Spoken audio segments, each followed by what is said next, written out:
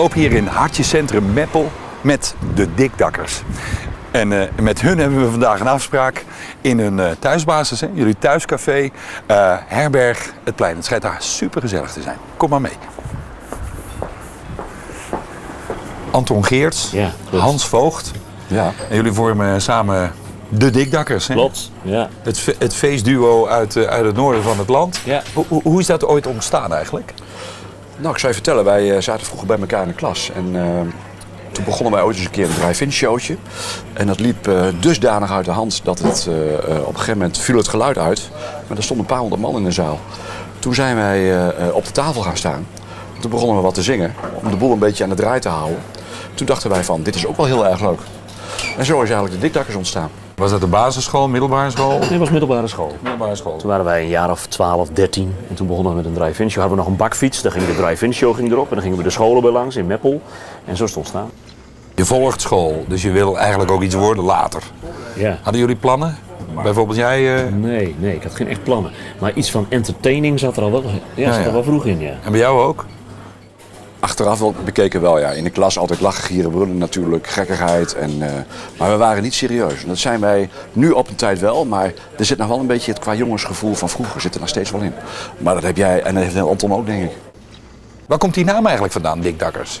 Dikdakken betekent eigenlijk, in Gronings heb je dik down. En dat betekent barbecuen en feesten. Eten en drinken. En in Drenthe is het een beetje dik dakken, eten, drinken, feesten en vrolijk zijn. En daar houden jullie van? Ja, bijzonder. Wie niet, hè? Ja. Ja. Jij toch ook, of niet? Ja. Ja, behoorlijk. En ons publiek ook, dat is ook wel lekker. Dat is gezellig. Ik heb hier voor jullie een ongelooflijk mooi boek gekregen. En dat boek, ja, daar gaan we een beetje doorheen. Want wat zie ik hier bijvoorbeeld? Wembley. Ja, Wembley. Zo is het begonnen. 1996 praten we nu over, Ivo, hè? Hoe lang is dat geleden, joh? Dat is... Lang geleden. Nou, 20 jaar 20 terug, jaar. hè? Dit jaar jubileum, Ja. 20 jaar. 20 jaar jubileum. Ja, Ja, komen we straks op terug. Ja. Oké. Wembley, ja, wij zijn fanatieke voetbalgangers. En dan hebben we het wel over het Nederlands elftal. En dat waren we ook al voordat wij zongen. En toen wij begonnen te zingen, toen zeiden we, het eerste wat we gaan doen is een liedje maken over Oranje. En ik was eigenlijk wel een beetje geïnspireerd door het verhaal wat Hans zo net zei van we gingen op de tafel staan en we gingen een zaal van maken. Was eigenlijk op het nummer van Wim Sonneveld van vroeger. Moeder, ik wil bij de revue. Altijd kaffejaar en nooit meer aanraspols met jus. Moeder, ik wil bij de revue. En toen hebben we daar een nieuwe tekst op gemaakt en dat is geworden Guusje, we worden kampioen.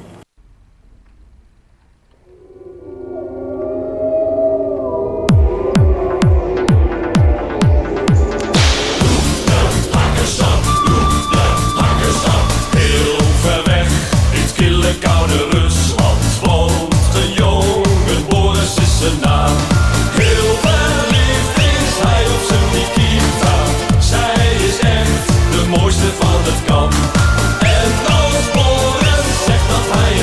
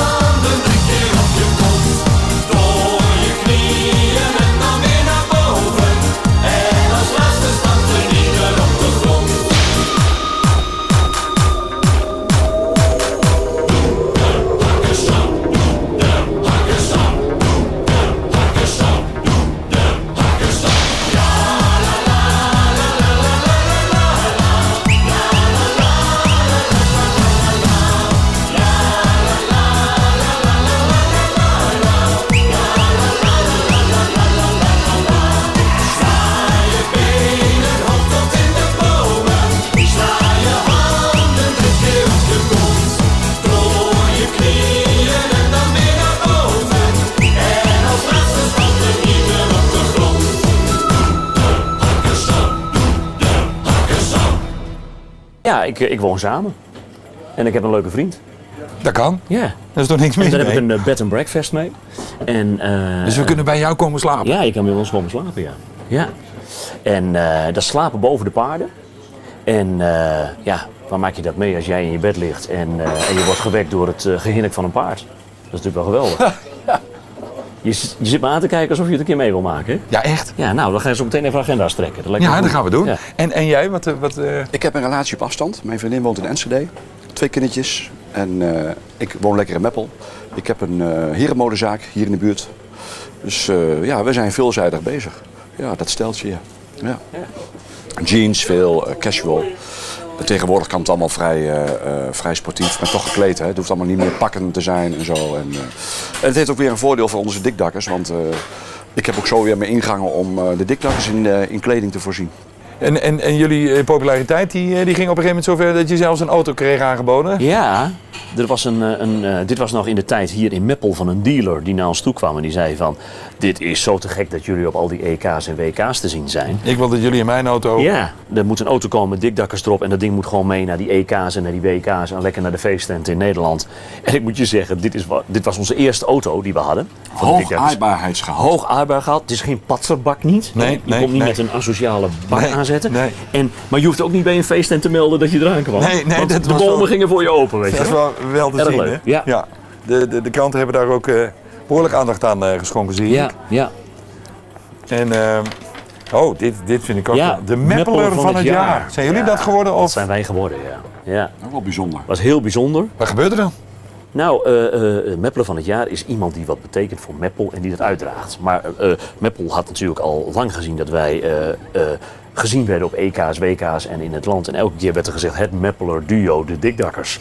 Dus dat heeft Meppel wel gedacht van, hé, die mannen moeten wij hiervoor gaan voordragen. Er is commissie geweest en die heeft ons gekozen. En je hebt het Meppeler mannetje, is dat? Dat is het bronzen beeldje. Ja, dus deze man, als je het kan de camera lastig zien hoor, maar dat is een stadsomroeper die berichten vroeger uitlassen. Er is een heel mooi bronzen beeld, hebben ze daarvan gemaakt. En dat was de trofee die Anton en ik dan kregen. Maar ja, wij waren met z'n tweeën en dan kwamen ze maar met 1 trofee aanzetten. Dus ze hebben er later nog 1 bijgemaakt. En Ja, die heel heb ik mooi. dan ook nog Echt een bronzen beeld, zo'n ding is het. Meppeler van het jaar. En toen werden jullie Meppelers Meppelers van het jaar. van het jaar. Zou dat Ja. ook de reden zijn geweest dat Sinterklaas vorig jaar hier naartoe is gekomen? Nou, ik denk dat Sinterklaas eens even goed in zijn grote boek heeft gekeken en gedacht van, dat moet ik maar eens een keer naartoe. Ja? Die kans is groot. Ben je geweest? Ja, wij hebben opgetreden hè, voor Sinterklaas hier op het plein. Ja, we hebben hem onthaald hier.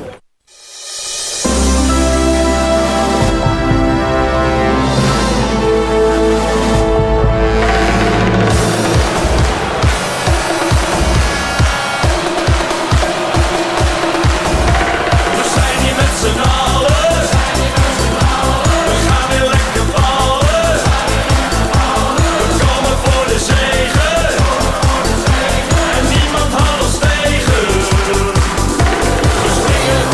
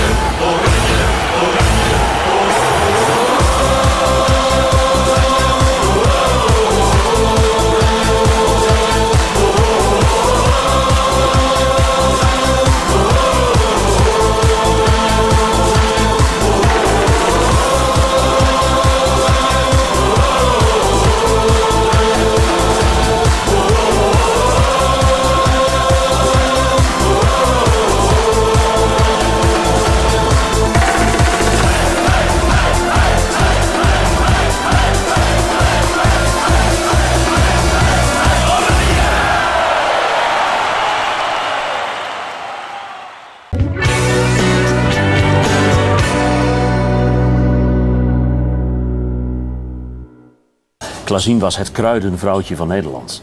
Ooit bekend geworden door de NCRV. Ja, er had ze een programmaatje of zo, in een programma of Ja, zoiets. ze hadden allemaal goede dingen voor de mensen op natuurlijke wijze. En daar hebben wij ooit het liedje meegemaakt. Choco en kruidenthee. En hoe kwamen jullie met haar in contact dan? Goh, ja. Via Cold TV. Cold TV. We waren een keer bij Cold TV. En daar was zij ook toevallig. En nou ja, dan praat je in de afloop ook eens even met elkaar achter de bar. En even onder een genot van een kopje koffie. En kruidenthee natuurlijk. En toen zeiden we van, nou, misschien nog een keer leuk om wat samen te doen. En zo is dat contact eigenlijk ontstaan. En hebben we de choco en kruidenthee opgenomen. Maar dat is wel grappig, want zij zei tegen ons van, jullie moeten de tekst maar schrijven. En dan komen jullie bij mij. 10, 9, 8, 7, 6, 5, 4, 3, 2, 1.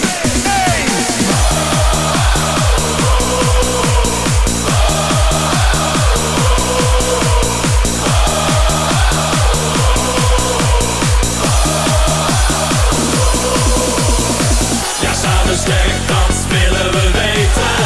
Nee, niemand zal ons ooit vergeten. Want als we feesten, dan gaan we tekeer. Kom, doe eens mee, we gaan beginnen. Het dak eraf, want wij zijn binnen. We willen knallen, we willen steeds meer. En wil je weten wie we zijn? We zingen altijd dit refrein.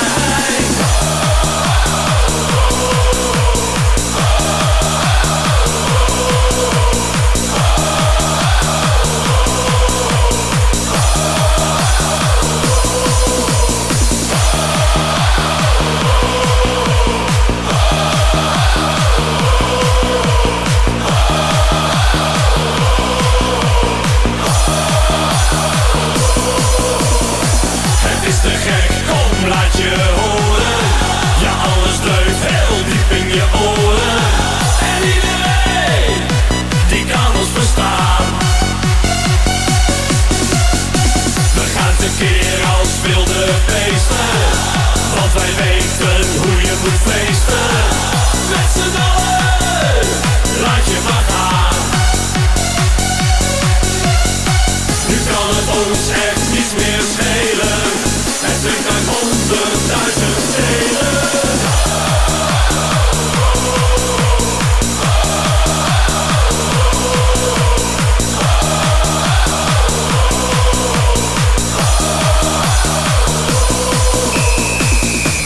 In de kroeg, op het plein. In een tent, waar je ook bent. We gaan de kelen nog 1 keer smeren. 3, 2, 1.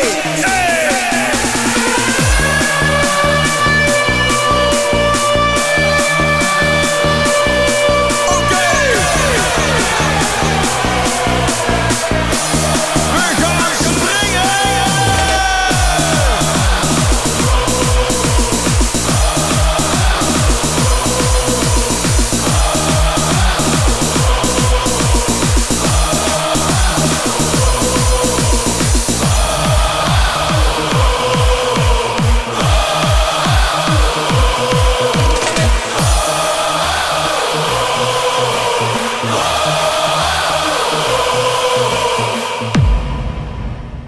Ooit in het mooie Overijsselse Dalfsen. Daar hadden we onder een bedrijventerrein hadden we een studiootje in een kelder. Je eigen studio. Nou, dat was eigenlijk met een goede vriend van ons, Orlando Koekoek, hebben we daar een start gemaakt met het eerste 3 liedjes, zeg maar, zo'n beetje. Maar uiteindelijk was dat toch niet goed genoeg? Nee, op een gegeven moment dachten we van het is toch allemaal te sumier, instrumenten horen hier te slecht. We wilden er betere en mooiere strijkers in hebben. We wilden zelf vocaal er beter op komen te staan. Dus we hebben de keuze gemaakt om een andere stap te maken. Waar nemen jullie nu op? Wij gaan nu naar Hans Albers Recordings in Neder-Oostenberg. Ja, het kasteeltje. En het kasteeltje waar ook de bekende Bloed, Zweet en Tranen van André Hazes ooit is opgenomen. Waren jullie in die periode, hè? Ja. Dus ik zie hier Dat is toch mooi, hè? Toen was Jantje Smit trouwens nog echt Jantje, hè? Ja. In deze tijd, hè? Nee, maar dat je dit verzamelt, dat vind ik wel heel erg grappig. Ja. Het gouden keeltje uit Volendam. Volendam. Zo werd er toen geadverteerd in En toen was er echt nog Steenwijk. zo'n jochie, want toen kwam hij nog met Jaap Buijs, kwam hij nog met zijn vader ook. Ja. Kwamen ze bij de auto. En toen mocht hij volgens mij 20 keer per jaar optreden of zo. Zoiets was dat. Nou, dat was die tijd. Ja. En ik weet niet hoe het met Les Miserables is afgelopen, dat weet ik zo niet. Maar wij zijn er nog steeds en Jan is er ook nog steeds. Dus, Ja, Jantje is Jan. ja, Jan is behoorlijk Jan geworden. Jullie blijven dus gewoon aan dit allemaal over het EK of WK. Ja. Hè, in En dit toen geval, hè? begon er eigenlijk een andere weg. Ja. Want de Dikdakkers hebben ooit nog eens met z'n drieën bestaan. Ja, dat zie Zie ik je hier. dat? En wie was En nummer dat 3? was Jan Radix, dat was een bekende caféhouder, is hij nog steeds in het mooie Smilde. En Jan die kenden wij omdat wij daar al regelmatig hadden opgetreden. En die zei van, ik vind het nou eens een keer leuk om met jullie een cover op te gaan nemen. Maar dan niet al deze liedjes met voetbal, maar gewoon... En toen hebben we de oude Ik zie een ster uit 1974, nou wie kent hem niet, Mout en McNeil, Ja. Songfestival, toen die tijd. Die hoes ook, joh. Ja, die hoes Dat ook, is ja. toch Ja, geweldig? ja. Hebben wij hem opgenomen. En die moet je voor de aardigheid nog eens even weer bekijken ook, want het is echt een leuk... Maar Jan vond het helemaal niks. Die vond het veel te spannend. Die Ja. kon er niet tegen. Wij moesten op het sportgala, werden we geboekt om op het sportgala, want we hadden natuurlijk die oranje look aan ons zitten. En toen gingen we Ik zie een ster doen op dat sportgala. En Jan moest ook mee. Nou, en toen had je nog de microfoons die niet draadloos waren, met die bossen snoeren eraan. Nou, Jan had meer snoer in de hand volgens mij dan dat hij handen had. En hij had 3 nachten van tevoren niet geslapen. En toen zei hij na dat optreden, jongens, geef jullie de hand, maar dit is niks voor mij. Ik doe niet meer mee. Ik doe niet meer mee. Dus voordat je met z'n drieën was je ook alweer gewoon duo. Ja, Ja, maar en ook weet weer je wat gewoon leuk is? duo. We hebben nog steeds heel leuk contact. Ja, en hij volgt ons elke keer. Dan appt hij weer, jullie zijn op Radio NL of wat dan ook. En dat vindt hij alleen maar leuk. Het plaatje heeft niks gedaan. Het plaatje heeft in dus zoverre wat gedaan dat hij in elke muziekdingen staat hij. Dus als je ergens op de cafés inlogt op Dikdakkers Ik zie een ster, zit hij erin. En dat zijn niet die vorige liedjes. Dit was dat sportgala waar ik het over had. Waar Dus was dat? Hier in Meppel. Dat was hier in Meppel, in de Schouwburg. Meppeler Sportgala. Meppelen sportgala. Noem je ja. dat zo? Ja. Meppeler. Ja, en een meppeler is een mug, hè? Ik zie een ster, hij staat nog ver. Maar strakjes komt hij dichterbij. Ik zie een lach, een lieve lach. Die is alleen bestemd voor mij.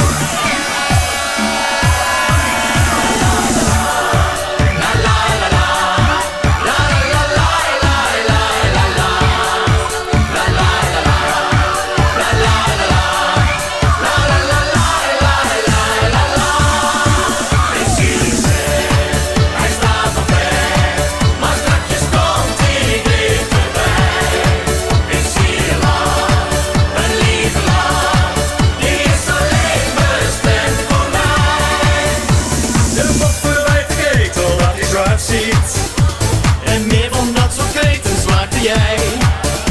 Maar gifte lieve schat, dat is het ook niet. Zing jij nou maar een lied, een heel romantisch lied.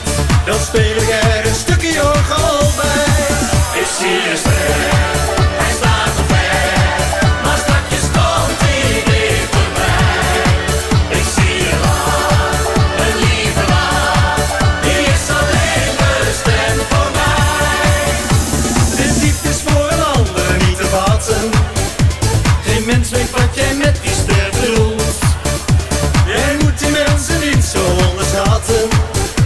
Het is gewoon heel lief bedoeld.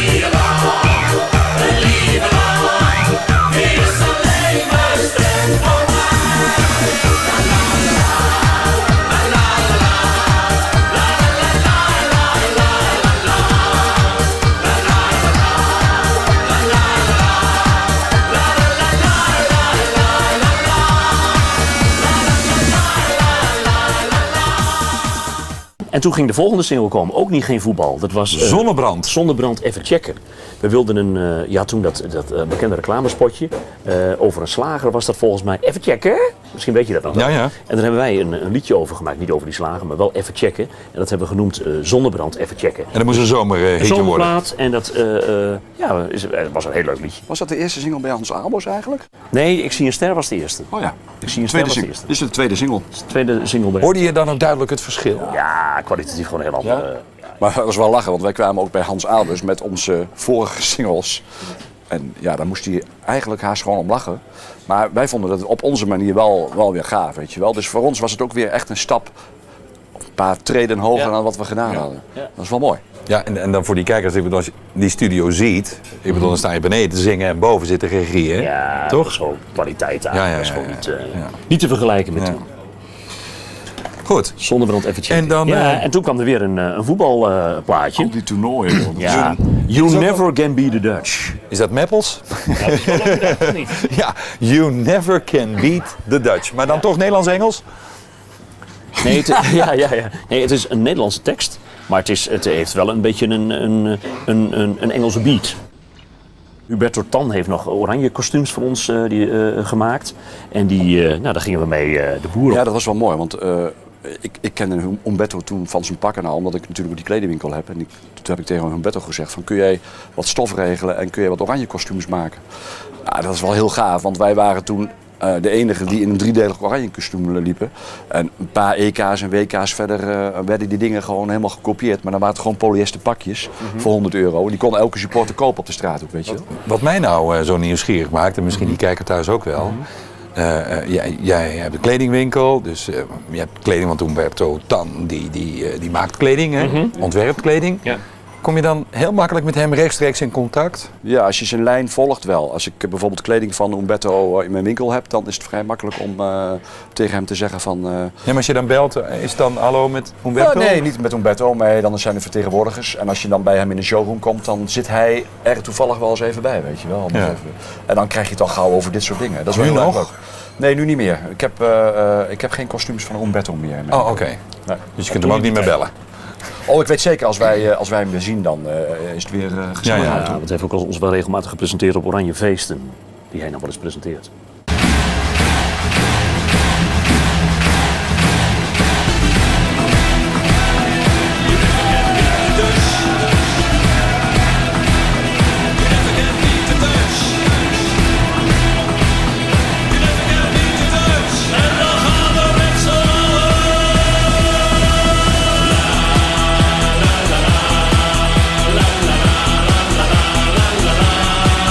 La la la la la la la la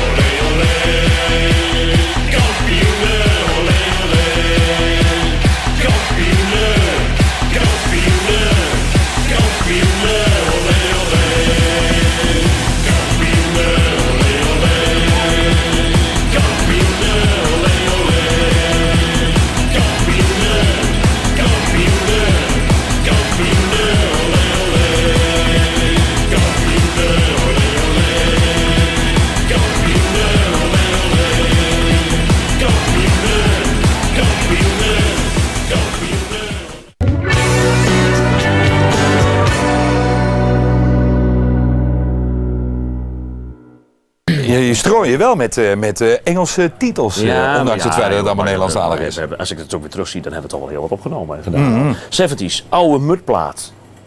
Dynamite, Tiger Feet, die tijd, die ken je nog wel, denk ik. Geweldig. Wij wouden ook zoiets gaan doen, een beetje in die ja, zeg maar stevige stijl. En dat is 70's geworden. Als wij op bruiloften staan, waar ook wat oudere generatie publiek komt, doen we altijd de 70's. Ja. Nemen we gitaren mee en dan hangen we schoonpapa of opa een gitaar om de nek en die mogen dan even ros op de even ros. Dat is geweldig. Superleuk. Wie heeft er ooit op een gitaar gespeeld? Nou, en dat mag dan. Wat heeft de 70's als cd voor jullie betekend? Nou, Uitstapje. Uitstapje. Was even een uitstapje voor ons om een keer iets anders te doen dan anders. Dit is wel een hele leuke. Dan komen we naar 2006. Dan zien we in één keer Schreeuw voor de Oranje Leeuw. Nou, als iemand nu nog naar het stadion gaat, naar het Nederlands elftal, hoor je deze plaats nog steeds in het stadion gedraaid worden.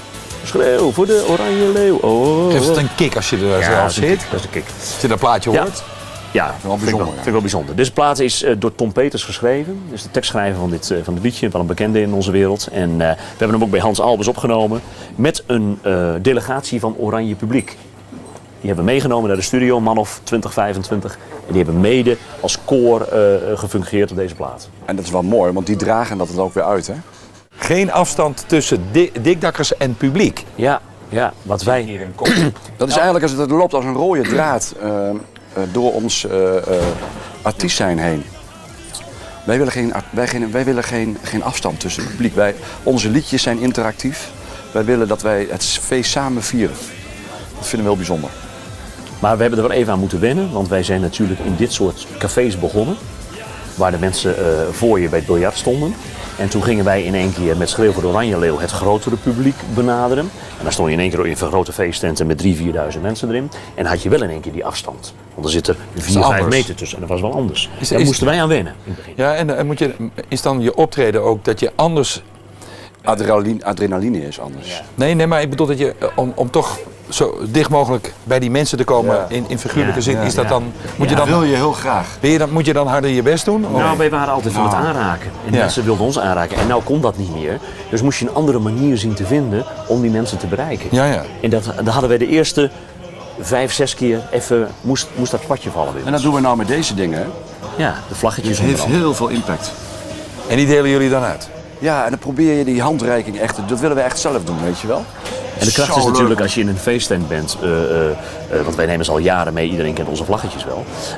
De kracht is natuurlijk als jij in een feesttent staat waar 1000 mensen zitten, dat je er 200 bij je hebt.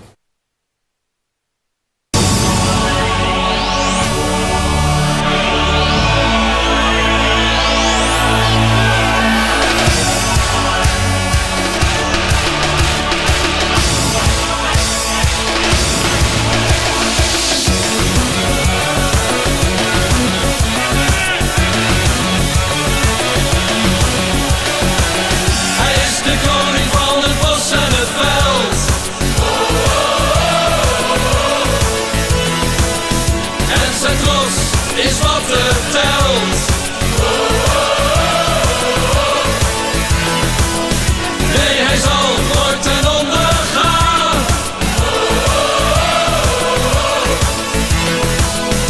Omdat wij achter hem staan. Schreeuw voor de Oranje Leeuw. Schreeuw voor de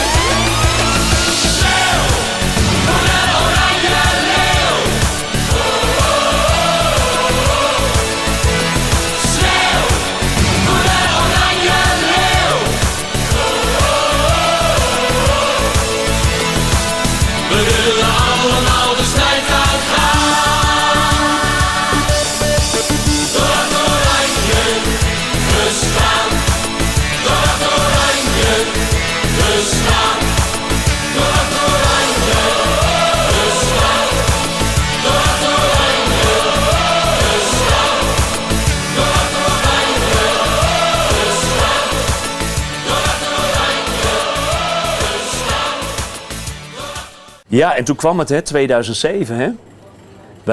Wij kwamen terug uit het Oostenrijkse. Ja. En wij dachten, wij gaan met cowboys en indianen aan de gang. En dat heeft ons geen windeieren gelegd. Mag je Nee, best want dat was wel, ik denk wel de grootste hit, of Ik niet? kan je rustig zeggen, wij gingen in 2007 van 25 optredens in het jaar naar 200 optredens in het jaar. Dat was in 1 keer, maar dat zei ook wel wat aan ons. Want wij hadden natuurlijk nog een baan. Wij hadden allemaal verplichtingen in Nederland. En we moesten in 1 keer van de ene week op de andere week omschakelen om cowboys en indianen op elke hoek van de straat te gaan zingen. Dat was een heftige toen. Dat hebben we geweten. Dat wij een carnaval deden met 25 optredens in 5 dagen. Dat wij dachten aan het einde van die 5 dagen, joh, ik weet niet als ik nog wel leef. Maar willen we het werk daarnaast ook nog wel blijven doen? Hè? Dat was ook op een gegeven moment een discussie aan het worden. Ja. En gelukkig hebben we dat wel aangehouden. Maar dat was toch totaal iets anders dan weer, dan dat hele oranje gebeuren. Ja. Cowboys en indianen. Maar wij stonden ook in één keer voor ander publiek. Ja. We hadden in één keer hele andere mensen om ons heen. De mensen gingen ons volgen. We stonden op andere feesten. We gingen bedrijfsfeesten doen. We gingen Hollandse hitsfeesten doen. We gingen naar Oostenrijk toe, waar we nooit naartoe gingen niet. We hadden een hele andere groep mensen. En die cowboys en indianen, weet je nog hoe dat gaat? Ja, hoe bedoel je? Hoe dat liedje gaat? Ja, dat weet ik nog wel. Als je het zingt, hè? Ja. Kom, pak je lasso maar, zo vangen cowboys indianen. Waarom doet hij niet mee? Over prairies, Hij zingt hartstikke goed. steeds op zoek naar avontuur. Heb jij me gevangen, dan geef ik me over. Sterf ik aan de totempaal, kom pak je lasso maar en vang me helemaal. Er is een dansje bij, hè, natuurlijk. Hè? Wij zorgen dan ook voor danseressen erbij, hè? Oh ja, gemakzucht. Maar het clipje ondertussen 6 miljoen keer bekeken. Hè? Zo. Cowboys indianen. Hoeveel platen zijn hiervan verkocht, denk Ja, je? wel veel, heel veel. Er zijn 2 edities van geweest. Editie 1, dat is de originele eerste. En er is nog een vernieuwde versie. Is En wie heeft het geschreven? uiteindelijk is de tekst is gemaakt door Bram Koning. Die kennen we wel in Nederland hier. Nou ja, dat van 25 naar 225 Nee, dat was heel heftig. Hè? Dat was echt een kilometers maken. bizarre tijd is dat geweest voor ons.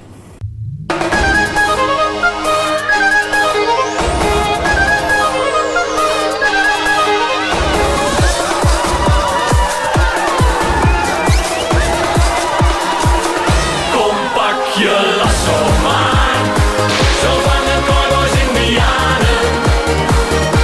We rijden over prairies, steeds op zoek naar avontuur. Heb jij me gevangen, dan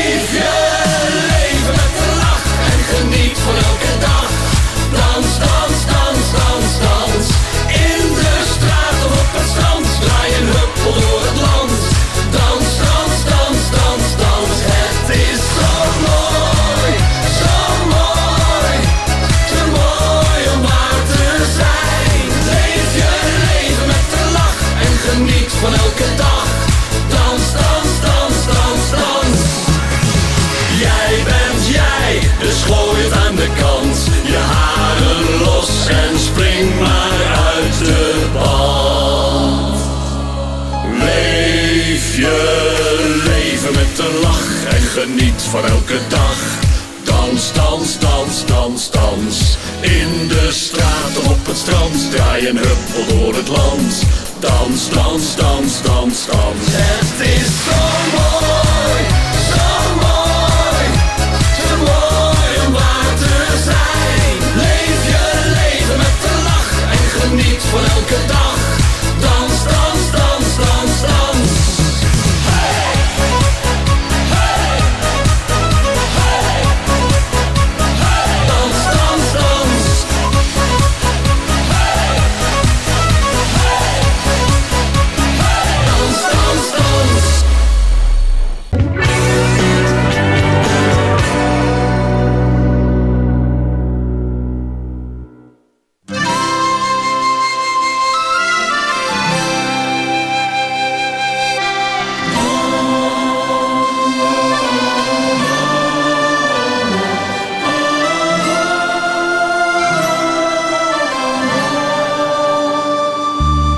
Ik stond midden in het leven, ik had alles al gezien, maar als een donderslag bij heldere hemel zag ik jou lachend voor me staan. Mijn hart, ik voelde het sneller slaan. Ik wist, dit is mijn kans, ik grijp hem aan. Hey oh, jij moet een engel zijn. Hey oh hey, een wonder hier op aarde. Hey oh, als jij de hemel zoekt, blijf dan bij mij. Hey oh, hey oh hey oh hey, hey oh hey, hey hey oh hey. Hey oh, als jij de hemel zoekt, blijf dan bij mij.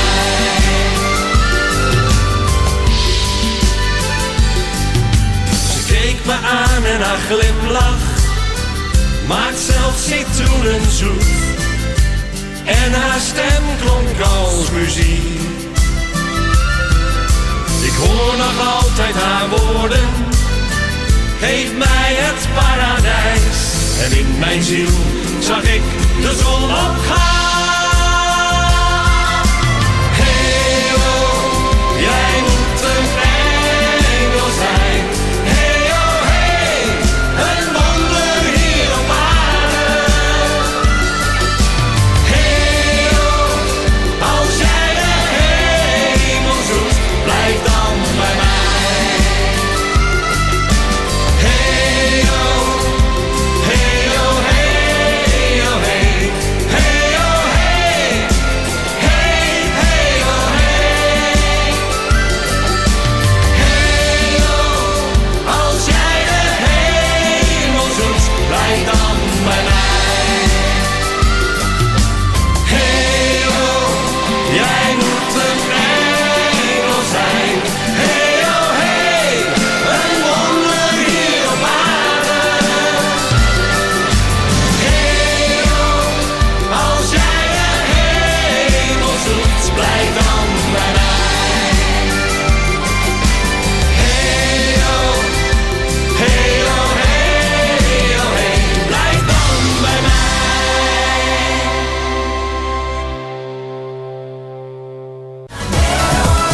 Ik wil daar zijn. Ja, daar zijn. Jongens, hoe ziet jullie toekomst eruit? Ja, wij leven eigenlijk wel een beetje van jaar op jaar, moet ik heel eerlijk zeggen. Maar wij zitten wel heel veel met elkaar zitten we te kletsen van wat gaan we allemaal doen. Nou, we hebben dit jaar natuurlijk een bijzonder jaar. 20 jaar Dikdakkers. Dat is wel iets heel bijzonders, ja.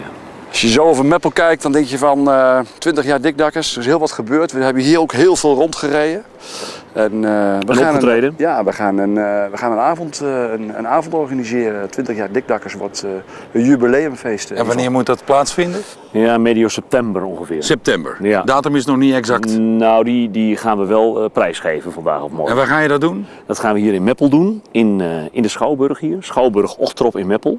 Wel bekend voor Meppelers en omgeving. Heel mooi theater, er kunnen iets van 500 mensen in. En dan willen we een soort VIP-avond gaan organiseren. De Dikdakkers door de jaren heen. Wat er allemaal gebeurd is, er gaan ook dingen voorbij komen wat niemand verwacht. En het wordt een verrassende avond. Moeten we nu weer diezelfde trap of is hier toch een verdekte lift? Je hebt 2 mogelijkheden hier. Ja. Voel je Optie hem al 1, aankomen? optie 1 en optie 2. Ja. Optie 1 kan per direct nu. Ja. En optie 2 moet je zelf heel veel moeite voor doen. Kortom, dan gaat een ander We feestje. houden van interactie, dus we gaan de trap af. Ja. De trap af. De trap af. Ga je met ons Gaan jullie mee? Kom op, we gaan.